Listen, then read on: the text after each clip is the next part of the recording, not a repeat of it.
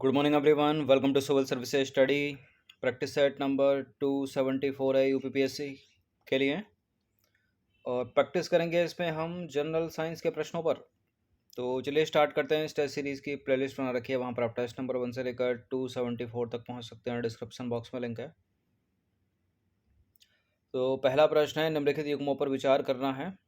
Yeast, Puccinia, Penicillium, इनके सामने कुछ लिखा है। जैसे यीस्ट के सामने इसका उपयोग जो है ब्रेड और बियर के उत्पादन में होता है, और पक्सीनिया इसका कारण गेहूं में किट रोग होता है, और पेनिसिलियम का उपयोग प्रतिजैविक यानी एंटीबायोटिक के निर्माण में किया जाता है। एग्जाम्स का फेवरेट है पेनिसिलियम, बहुत प्रश्न बने इससे, बताइए कौन सा करेक्ट है। अच्छा, इन तीनों में एक चीज़ कॉमन है, क्या है ये? बैक्टीरिया हैं, वायरस हैं, फंगस हैं, क्या है? ये तीनों के तीनों फंजाई हैं, मतलब फंगस हैं। यीस्ट भी, पक्सीनिया भी, पेनिसिलियम भी। तो यीस्ट का जो उपयोग है ब्रेड और बियर के उत्पादन में होता है, सही है। और गेहूं में किट रोग का कारण है पक्सीनिया, तो दूसरा वाला भी करेक्ट हो गया। तो सारे आंसर हो गए। नीचे विकल्प को देख के 1 2 3, तो 1 2 तो है नहीं किसी में, सुमेलित ढूंढना है। और पेनिसिलियम का उपयोग प्रतिजैविक यानी एंटीबायोटिक के निर्माण में किया जाता है, तो तीसरा भी करेक्ट हो गया, तो डी है इसका आंसर। तो तीनों के तीनों युग्म सही सुमेलित हैं। यीस्ट की बात करें, पक्सीनिया की बात करें, पेनिसिलियम की बात करें, तो तीनों जो है कवक यानी फंजाई के उदाहरण हैं। और यीस्ट का उपयोग ब्रेड बियर के निर्माण में किया जाता है। गेहूं के किट रोग के लिए जो है पक्सीनिया उत्तरदायी है, और पेनिसिलियम से जो है प्रतिजैविक का निर्माण किया जाता है, एंटीबायोटिक का। दूसरा प्रश्न लाइकेन से रिलेटेड है। लाइकेन प्रदूषण के सबसे अच्छे संकेतक हैं। लाइकेन जो है शैवाल और कवक के बीच सिम्बायोटिक रिलेशन जो है उसके उदाहरण है सहजीवन के। बिल्कुल, लाइकेन के प्लांट बहुत अच्छे, ठीक है। एसिड रेन इंडक्टर बोल लो इनको, वायु प्रदूषक बोल लो, तो करेक्ट है दोनों के दोनों स्टेटमेंट, सी है इसका आंसर। तो लाइकेन जो है शैवाल और कवक के बीच सहजीवी सहवास का उदाहरण है। इसका शैवाल घटक शैवालांश और कवक का घटक जो है वो कवकांश कहलाता है, जो क्रमशः स्वपोषी और परपोषी होते हैं। यानी जो शैवाल होते हैं वो स्वपोषी होते हैं यानी ऑटोट्रॉपिक, और जो कवक होते हैं वो परपोषी होते हैं यानी हेटेरोट्रॉपिक। अब देखिए, जो शैवाल है वो कवक के लिए भोजन संश्लेषित करता है, जबकि जो कवक है वो शैवाल को आश्रय देने का काम करता है और उसके लिए खनिज तथा जल के अवशोषण करने का कार्य करता है। लाइकेन जो है प्रदूषित क्षेत्रों में नहीं उगते, तो इसका कारण यह है कि वो प्रदूषण के बहुत अच्छे संकेतक हैं, यानी उस जगह पे प्रदूषण है, ठीक है। एसिड रेन इंडक्टर भी बोलते हैं लाइकेन के प्लांट को, अम्ल वर्षा सूचक। वायरस के बारे में कुछ स्टेटमेंट है। वायरस कोशिकीय जीव है, ये कोशिका को संक्रमित करके उसका उपयोग अपनी प्रतिलिपि बनाने में करते हैं तथा उस कोशिका को मार देते हैं, नष्ट कर देते हैं, और इनमें आनुवांशिक पदार्थ उपस्थित नहीं होता। बताइए कौन सा करेक्ट है। पहली बात तो वायरस कोशिकीय जीव नहीं है, अकोशिकीय जीव है, ठीक है। इनमें आनुवांशिक पदार्थ भी होता है और प्रोटीन भी होता है, ठीक है। तो तीसरा भी गलत हो गया, पहला भी गलत हो गया, तो थर्ड वाले को एलिमिनेट करो, पहले वाले को एलिमिनेट करो। केवल दो करेक्ट है, यानी ये कोशिका को संक्रमित करके उसका उपयोग अपनी प्रतिलिपि बनाने में करते हैं और उसको मार देते हैं। तो केवल दो यहाँ पर सही है। वायरस जो है अकोशिक जीव है, कोशिक जीव नहीं है, और वायरस की संरचना जो है वो रवेदार होती है। ये कोशिका को संक्रमित करके उसका उपयोग अपनी प्रतिलिपि बनाने में करते हैं तथा उस कोशिका को नष्ट कर देते हैं, मार देते हैं। देखिए, वायरस में प्रोटीन भी होता है, आनुवांशिक पदार्थ भी होता है, दोनों उपस्थित होते हैं। आनुवांशिक पदार्थ आरएनए अथवा डीएनए हो सकता है, और किसी भी वायरस में आरएनए अथवा डीएनए एक साथ नहीं होते, याद रखिएगा। या तो आरएनए होगा, ठीक है, या आरएनए होगा या डीएनए होगा। नंबर 4 पर आ जाइए। जंतु जगत के संदर्भ में निम्नलिखित कथनों पर विचार करेंगे, बताना कि इनमें से कौन सा करेक्ट होगा। इसके अंतर्गत विषम पोषी यूकैरियोटिक आते हैं जो बहुकोशिक होते हैं, और इस जगत के जीवों में कोशिका भित्ति अनुपस्थित होती है, और इस जगत के प्राणी भोजन का ग्लाइकोजन अथवा वसा के रूप में संग्रहण करते हैं, ठीक है। इस जगत के प्राणी भोजन को ग्लाइकोजन अथवा वसा के रूप में संग्रहण करते हैं। जंतु जगत के प्राणी करेक्ट है, और इस जगत के जीवों में कोशिका भित्ति अनुपस्थित होती है, ये भी सही है। और इसके अंतर्गत विषमपोषी यूकैरियोटिक आते हैं जो बहुकोशिक होते हैं। सारे के सारे स्टेटमेंट करेक्ट हैं, एग्जैक्ट डी है इसका आंसर। तो जंतु जगत के प्राणी विषमपोषी यूकैरियोटिक हैं जो बहुकोशिक होते हैं और इस जगत के जीवों में कोशिका भित्ति यानी सेल वॉल अनुपस्थित होती है, दूसरा वाला करेक्ट हो गया। और इस जगत के प्राणी अपने भोजन को एक आंतरिक ग्रहिका में पचाते हैं तथा उसका ग्लाइकोजन अथवा वसा के रूप में संग्रहण करते हैं, तो तीसरा भी करेक्ट हो गया। निम्नलिखित पर विचार कीजिए। घटपर्णी, वीनस फ्लाईट्रैप और कस्कुटा जिसको बोलते हैं अमरवेल आम भाषा में, क्या पूछा है इनके बारे में? उपरोक्त पादपों में से कीटभक्षी हैं, मतलब कौन कौन से प्लांट हैं ऊपर जो कीटभक्षी हैं, कीटों का भक्षण करते हैं और भोजन अपना लेते हैं उनसे। तो घटपर्णी यानी नेफेंथीस पिचर प्लांट इसको बोलते हैं, ये कीटों का भक्षण करता है। वीनस फ्लाईट्रैप कीटों का भक्षण करता है। कस्कुटा अमरवेल कीटों का भक्षण नहीं करता, ये पैरासाइट है, मतलब परजीवी पौधा इसको बोलते हैं। तो कस्कुटा को हटा दीजिए, दूसरा सही है, पहला सही है। यूपीएससी से जो असिस्टेंट कमांडेंट की परीक्षा होती है उसके लिए फेवरेट प्रश्न है, बहुत पूछते हैं इस प्रश्न को उसमें। तो पहला दूसरा है, तीसरा नहीं है इसमें। तो उपर्युक्त पादपों में से घटपर्णी यानी जो पिचर प्लांट है वो कीटभक्षी पौधा है, जो वीनस फ्लाईट्रैप है वो कीटभक्षी पौधा है। इसके अलावा ब्लैडर वर्ट होता तो कीटभक्षी पौधा है। यहाँ अमरवेल या कस्कुटा की बात करें तो ये परजीवी है, मतलब पैरासाइट का उदाहरण है। नंबर 6 पर आ जाइए। पादप जगत के संदर्भ में निम्नलिखित कथनों पर विचार कीजिए। पहला कथन है, इसके अंतर्गत यूकैरियोटिक आते हैं जिनमें क्लोरोफिल उपस्थित होता है। प्लांट है तो क्लोरोफिल तो उपस्थित हो गई। और पादप कोशिका में कोशिका भित्ति सेलुलोज की बनी होगी। ठीक है, कल के टेस्ट में पढ़ा होगा आपने। करेक्ट है दोनों के दोनों स्टेटमेंट, सेल वॉल सेलुलोज की बनी होती है। तो पादप जगत में ऐसे भी जीव आते हैं जो यूकैरियोटिक हैं और जिनमें क्लोरोफिल उपस्थित होता है। ऐसे जीव पादप कहलाते हैं। पादप कोशिका में कोशिका भित्ति उपस्थित होती है जो सेलुलोज की बनी होती है। नंबर 7 पर आ जाइए। कवक की कोशिका भित्ति बनी होती है सेलुलोज की, काइटिन की, पॉलीसेकेराइड की, बीसी दोनों। देखिए सेलुलोज की कोशिका भित्ति तो प्लांट में पाई जाती है, कवक की बात हो रही है तो कवक की बनी होती है काइटिन की, और पॉलीसेकेराइड की तो बीसी हो जाएगा, यानी डी हो जाएगा। तो कवक यानी फंगस की कोशिका भित्ति सेलुलोज की नहीं बनी होती, सेलुलोज की कोशिका भित्ति अनुपस्थित होती है उसमें। इसकी कोशिका भित्ति काइटिन तथा पॉलीसेकेराइड की बनी होती है। अधिकांश कवक जो हैं वो परपोषित होते हैं। वे मृत जो कवक होते हैं वो मृत वस्ट्रेसस से जो है घुलनशील कार्बनिक पदार्थों का अवशोषण कर लेते हैं, अतः इन्हें मृतजीवी, ठीक है, कहा जाता है।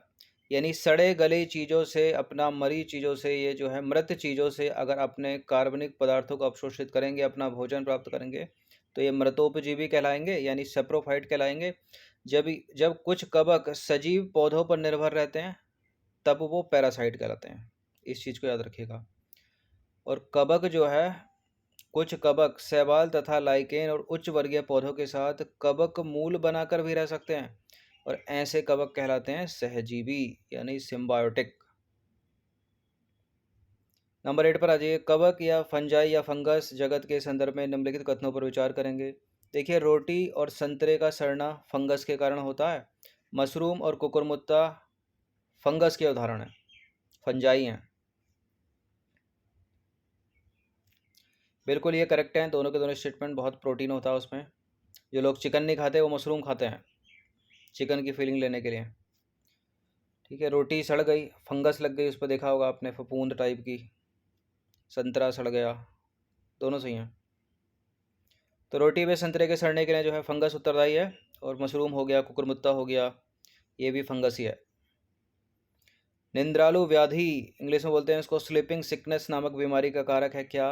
एंट अमीबा, पैरामीशियम, ट्रिप्नोसोमा या इनमें से कोई नहीं? ट्रिप्नोसोमा नामक परजीवी, ऑप्शन नंबर ए, ट्रिप्नोसोमा नामक प्रोटोजोआ। तो देखिए ट्रिप्नोसोमा जो है प्रोटोजोआ का एक उदाहरण है। उसमें भी अगर देखें तो कसाभी प्रोटोजोआ का उदाहरण है ये। यह निंद्रालु व्याधि यानी स्लीपिंग सिकनेस नामक बीमारी का कारक है। देखिए प्रोटोजोआ के अंतर्गत अमीबीय प्रोटोजोआ, कसाभी प्रोटोजोआ तथा पक्षमाभी प्रोटोजोआ और स्पोरोजोआ आते हैं। विकल्प में दिया गया जो था ना एंटमीबा, वो अमीबिया प्रोटोजोआ का उदाहरण है, जबकि जो पैरामीशियम है वो पक्षमाभी प्रोटोजोआ का उदाहरण है, और ट्रिपनोसोमा कशाभी प्रोटोजोआ का उदाहरण है। 10वां प्रश्न है, निम्नलिखित में से किसको साइनोबैक्टीरिया के नाम से जाना जाता है? साइनोबैक्टीरिया के नाम से जाना जाता है ब्लू ग्रीन एल्गी यानी नीली हरित शैवाल को। तो नीली हरित शैवाल को साइनोबैक्टीरिया के नाम से जाना जाता है, और ये प्रकाश संश्लेषी स्वयपोषी होते हैं, यानी ऑटोट्रोप, जो अपना भोजन स्वयं बनाते हैं। छोटी क्लास में पढ़ा होगा आपने। 11वां प्रश्न है, पर्यावरण की नाइट्रोजन का स्थिरीकरण करते हैं लेग्यूम पादप की जड़ों में उपस्थित बैक्टीरिया, नॉस्टॉक, एनाबीना, ये सभी। बिल्कुल, ये सभी जो है पर्यावरण की नाइट्रोजन का स्थिरीकरण यानी नाइट्रोजन फिक्सेशन कर सकते हैं। तो नास्टाक हो गया, एनाबीना नामक बैक्टीरिया पर्यावरण की नाइट्रोजन का स्थिरीकरण करते हैं, और लेग्यूम पादप की जड़ों में उपस्थित बैक्टीरिया भी नाइट्रोजन फिक्सेशन का कार्य करते हैं, स्थिरीकरण का कार्य करते हैं। ये बैक्टीरिया परपोषी होते हैं। सभी बैक्टीरिया मोनेरा जगत के अंतर्गत आते हैं, याद रखिएगा। 12वां प्रश्न है, निम्नलिखित कथनों पर विचार करेंगे। 3 स्टेटमेंट वाला ये प्रश्न है, बताना कि इनमें से कौन सा करेक्ट होगा। कवकों की कोशिका भित्ति सेलुलोज की, जबकि हरित पादपों की काइटिन की बनी होती है। लो, उल्टा कर दिया। ठीक है, कवक की काइटिन की बनी होती है ना, हरे पौधों की तो सेलुलोज की बनी होती है। पादप जगत के सभी जीवों की कोशिकाओं में कोशिका भित्ति उपस्थित होती है, सेल वॉल। पैरामीशियम और अमीबा में कोशिका भित्ति अनुपस्थित होती है। तो पहला वाला गलत है, दूसरा सही है, तीसरा सही है। अब जहाँ जहाँ हमको पहला दिखेगा उसको हम एलिमिनेट करेंगे। तो ये नहीं होता, ये नहीं होता, दूसरा तीसरा सही है, सी। तो कवकों की कोशिका भित्ति जो है वो काइटिन की बनी होती है, सेलुलोज की नहीं, जबकि पादपों की बनी होती है सेलुलोज की। तो पहला वाला गलत हो गया। पादप जगत के सभी जीवों की कोशिकाओं में कोशिका भित्ति पाई जाती है, दूसरा सही हो गया। पैरामीशियम और अमीबा जो कि प्रोटेस्टा जगत के अंतर्गत आते हैं, इनमें जो है कोशिका भित्ति अनुपस्थित होती है, तीसरा करेक्ट हो गया। क्वेश्चन नंबर 13 पर आ जाइए। जैविक उपापचयी क्रियाओं के संदर्भ में निम्नलिखित कथनों पर विचार करेंगे। मानव शरीर में होने वाली सभी रासायनिक क्रियाएं जैविक उपापचयी क्रियाएं हैं, और किसी भी निर्जीव में ये क्रियाएं नहीं होती हैं। बिल्कुल, निर्जीव में तो कैसे ही हो सकती हैं, नहीं हो सकती, दोनों सही हैं। तो सभी जीव रसायनों से बने होते हैं, और उनमें होने वाली रासायनिक क्रियाएं उपापचय क्रियाएं कहलाती हैं। मानव शरीर में होने वाली सभी रासायनिक क्रियाएं भी जैविक उपापचय क्रियाएं हैं, तो पहला करेक्ट हो गया। और किसी भी निर्जीव में ये क्रियाएं नहीं होती हैं, दूसरा भी करेक्ट हो गया। नंबर 14 पर आ जाइए। जीवों के वैज्ञानिक नाम की द्विनाम पद्धति किसके द्वारा सुझाई गई थी? Lamarck, Carolus Linnaeus, Charles Darwin, Johnson Morgan. किसके द्वारा सुझाई गई थी? कैरोलस लिनियस के द्वारा। तो जीवों के वैज्ञानिक नाम की द्विनाम पद्धति कैरोलस लिनियस द्वारा सुझाई गई। इसके अनुसार प्रत्येक नाम के 2 घटक वंश नाम और जाति नाम संकेत पद होते हैं, और इसमें द्विनाम पद्धति में जो पहला पद होता है वो वंश का होता है, और दूसरा पद होता है जाति का। जिन्होंने बीएससी की होगी उन्होंने पढ़ा होगा, बाकी अब पढ़ लीजिए, आसानी है। नंबर 15 पर आ जाइए। नेशनल बॉटनिकल रिसर्च इंस्टीट्यूट की बात कर रहा है, निम्नलिखित में से कहाँ स्थित है ये? नेशनल बॉटनिकल रिसर्च इंस्टीट्यूट है लखनऊ में, तो बी है इसका आंसर। तो national botanical research institute Lucknow में उपस्थित है। अगर पूछ ले नेशनल बॉटनिकल गार्डन, तो हावड़ा में स्थित है। नंबर 16 पर आ जाइए। सूची 1 को सूची 2 के साथ सम्मिलित कीजिए, नीचे दिए गए कूट की सहायता से सही उत्तर का चयन कीजिए। सूची 1 में सामान्य नाम, सूची 2 में है जैविक नाम या वैज्ञानिक नाम। बता दीजिए मानव का क्या है, और बता दीजिए घरेलू मक्खी का क्या है, आम का क्या है, गेहूं का क्या है।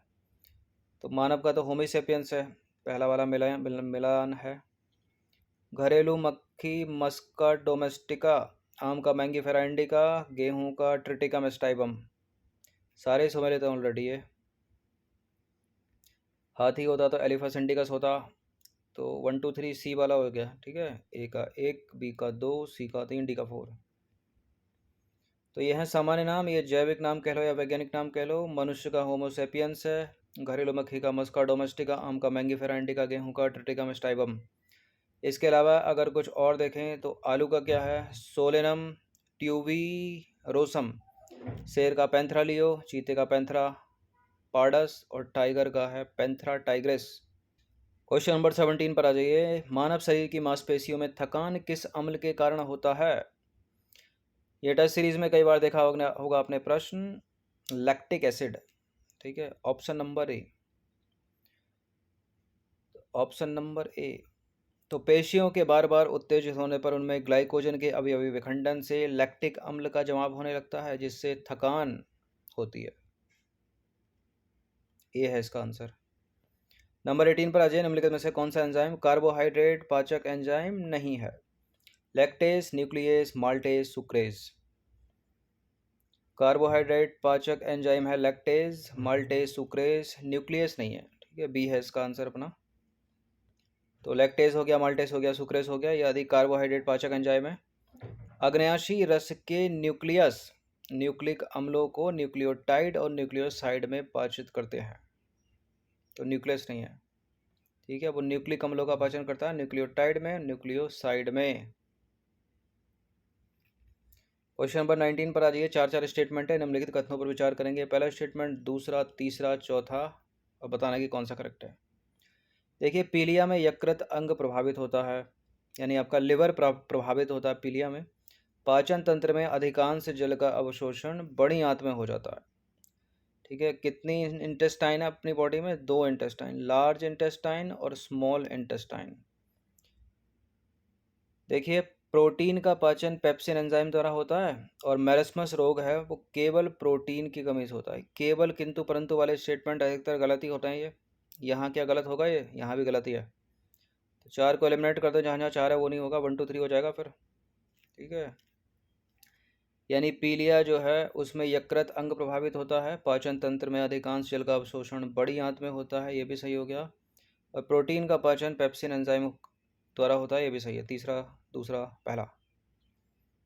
तो यानी ऑप्शन नंबर बी हो गया इसका आंसर, 1 2 3। अब बात करेंगे हम मरेस्मस रोग की। तो मरेस्मस जो है प्रोटीन और कैलोरी दोनों की एक साथ कमी से उत्पन्न होने वाला रोग है। यह सामान्यतः 1 वर्ष से कम आयु के शिशुओं में पाया जाता है, और शिशुओं को माँ के दूध के स्थान पर जो है अल्प प्रोटीन और कम कैलोरी मान वाले आहार देने के कारण यह रोग होता है, मरेस्मस। इसके विपरीत अगर बात करें हम क्वाशिओर्कर की, तो क्वाशिओर्कर 1 वर्ष से अधिक आयु के बच्चों का पोषण माँ के दूध के स्थान पर उच्च कैलोरी परंतु अल्प प्रोटीन वाला आहार देने से होता है। मेरस्मस की तरह ही क्वाशिओर्कर में भी मांसपेशियां लटक जाती हैं, हाथ पैर पतले हो जाते हैं तथा वृद्धि एवं मस्तिष्क का विकास रुक जाता है।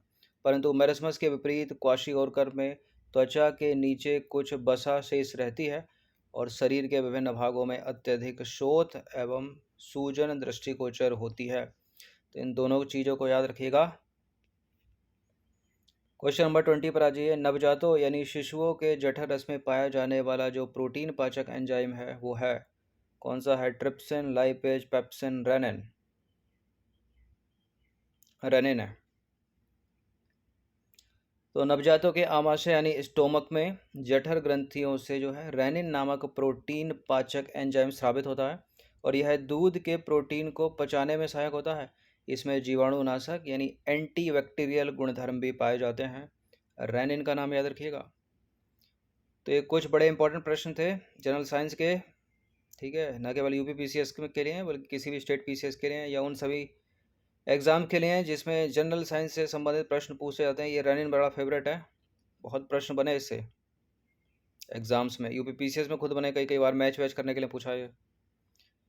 तो 20 प्रश्न है, आज 11 हो गई है। कल जो है यूपी पीसीएस की प्रारंभिक परीक्षा है 2 चरणों में, जीएस पेपर 1 और जीएस पेपर 2, यानी ये सीसेट की परीक्षा। इसमें 100 में से 33 प्रश्न सही करना है नेगेटिव मार्किंग के बाद, और इसमें तो 90 प्लस कर देना। ठीक है, यही मेरिट बनेगी, यही है करता धरता। तो प्रैक्टिस करते रहिए हर दिन। धन्यवाद।